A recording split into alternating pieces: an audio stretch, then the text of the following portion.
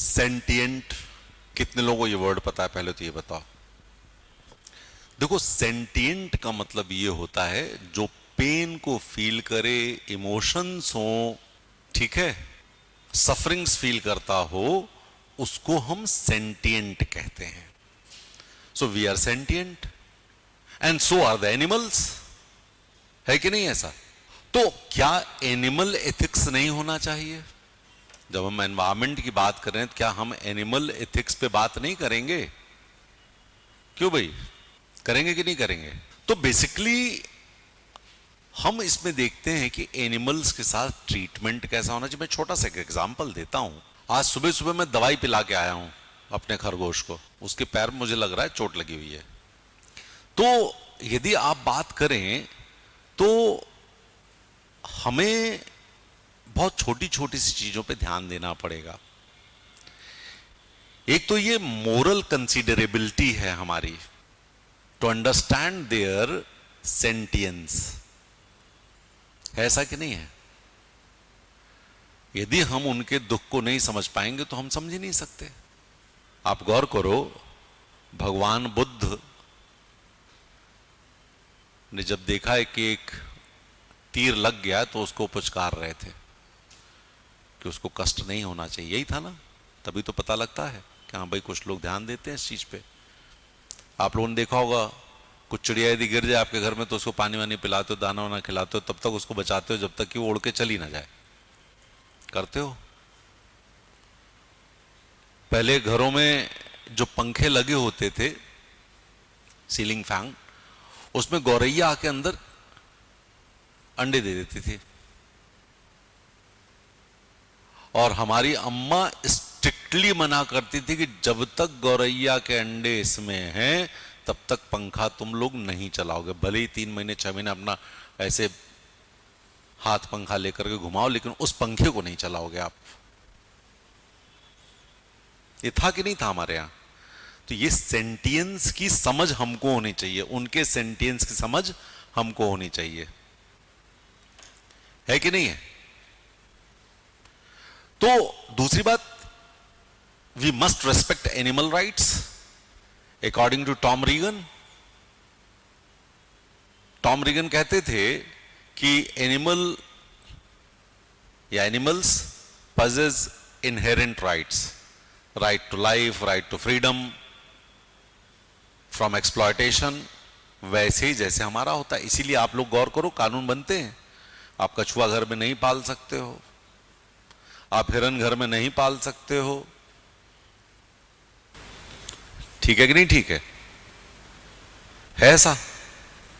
यहां तक कि तोते मैने पर भी प्रतिबंध होता है कि आप उसको मत पालो, है ऐसा। तो जरा जब आप इस चीज को देखते हो तो ये भी चीज समझ में आती है, ठीक है। हम एनिमल टेस्टिंग करते रहते हैं, गिनी पिग्स, एंटरटेनमेंट उसको यूज करते हैं। अरे भाई, उनको जो लाइफ हो उसको जीने दो ना, ठीक है। पीटर सिंगर का यूटिलिटेरियनिज्म है जो कहते हैं एनिमल लिबरेशन। क्यों? क्योंकि यदि एनिमल सफरिंग होगी तो हमको भी सफरिंग होगी। वो हाथियों का एग्जाम्पल बांधवगढ़ का आप याद रखिएगा, वो मरे हैं तो 2 लोगों को भी मार दिया उन्होंने, ठीक है। फिर इसी तरह से एनिमल लिबरेशन मूवमेंट्स हैं, स्पेसिसिज्म, ऐसा कि नहीं है? We give priority to humans over all other species, ठीक है। तो सिर्फ एंथ्रोपोसेंट्रिसिज्म नहीं होना चाहिए, इनके बारे में भी हमको सोचना पड़ेगा। फिर animal welfare and animal rights, humane treatment, उनकी सफरिंग को कम किया जाए। Then interconnected with ecosystem. तो इसकी दोनों ही वैल्यूज हमारे पास, इंट्रिंसिक भी वैल्यूज हैं, एक्सट्रिंसिक भी वैल्यूज हैं, ऐसा कि नहीं है? पूरे वर्ल्ड में मूवमेंट चलने लगा वीगन वीगन वीगन, ऐसा कि नहीं है? और हमारे यहां पर यदि हम बात करें तो एक वीगनिज्म और एथिकल ईटिंग के बारे में बात करें तो हम प्लांट बेस्ड डाइट्स पे रहे हैं हमेशा।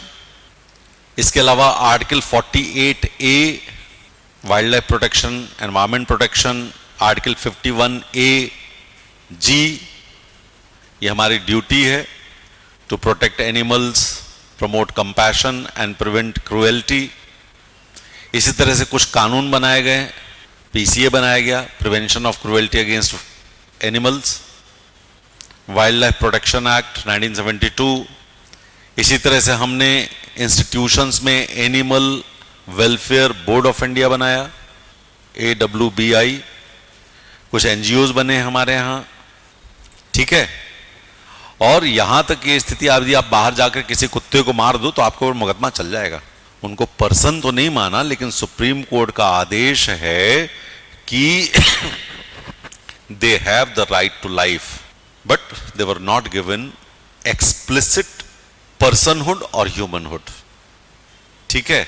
लेकिन सुप्रीम कोर्ट ने तो ये कहा, high court of Haryana, high court of Uttarakhand, उन्होंने तो इनको पर्सनहुड दे दिया 2018 और 2019 में।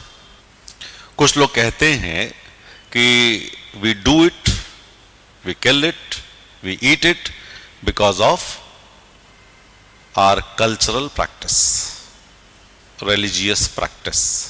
कहते हैं ना कि नहीं कहेंगे भाई हम तो खाते हैं, हम क्या करें, हमारे यहां तो ये है।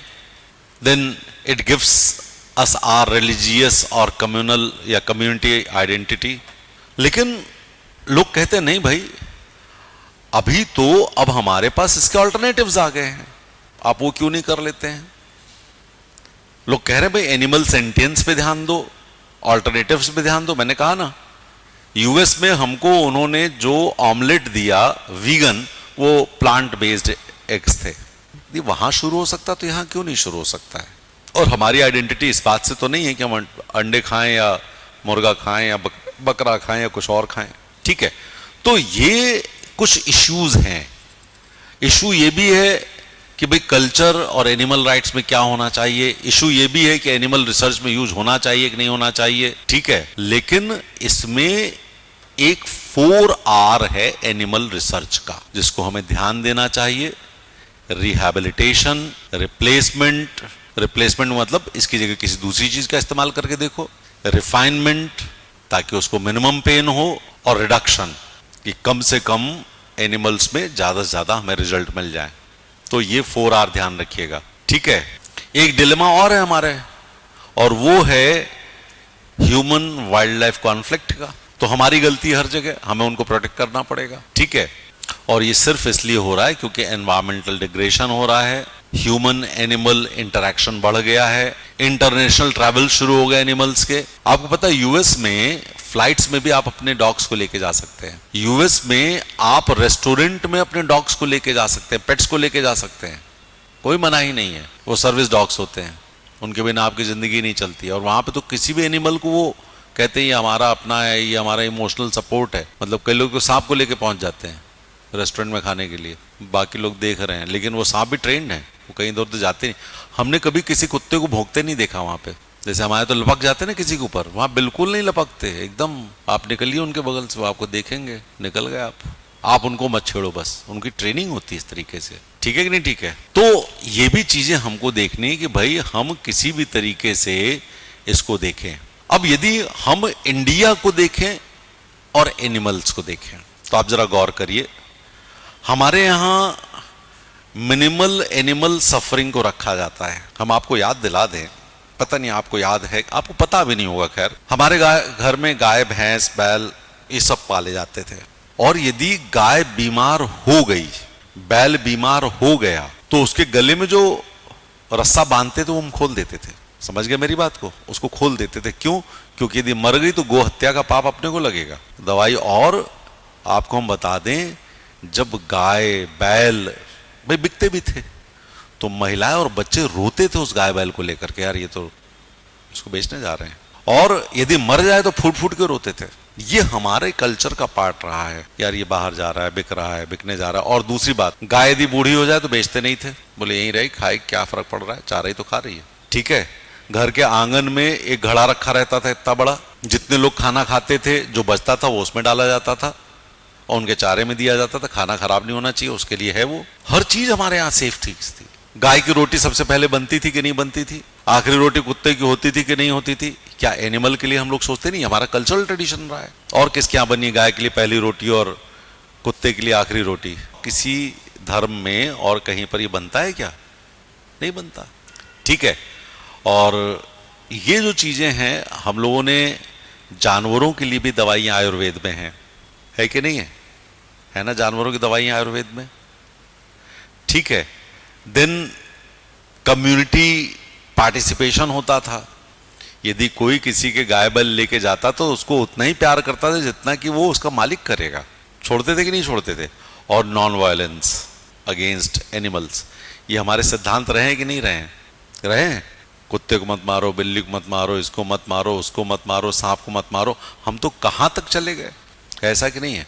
तो ये जो चीजें हैं ये हमारे सामने बड़ी सिंपल सिंपल चीजें हैं। तो इसमें बहुत सारे हमारे डिलेमा भी हैं, है कि नहीं? और ये डिलेमा इसलिए है क्योंकि हम एंथ्रोपोसेंट्रिक हैं। जिस दिन हम इनको इक्वल स्टेटस देना शुरू कर देंगे उस दिन एंथ्रोपोसेंट्रिक नहीं रह पाएंगे। ठीक है, मानव तो एंथ्रोपोसेंट्रिक हो गए।